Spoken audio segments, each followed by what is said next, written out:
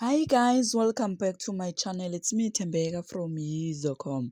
Guys, I don't understand how Mangwabe's children are going to survive without their both parent, as Mangwabe continues about leaving Umtombeni.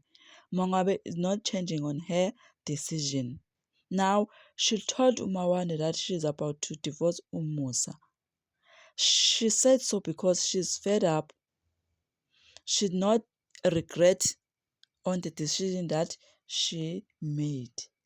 Mangwabe took the decision because Musa promised her and her entire family that he won't marry another wife. Mangwabe, she's the last one, but he never fulfilled that promise. That is why Mangwabe took that decision of leaving Umtombeni. And Umtombeni said the time he was agreed that he won't take another wife. It was the plan of convincing Mangwabe to enter on their polygamy marriage. Kahle Umusa he lied with the aim of getting Mangwabe. But at the end, his lies never help him because now Mangwabe she's leaving.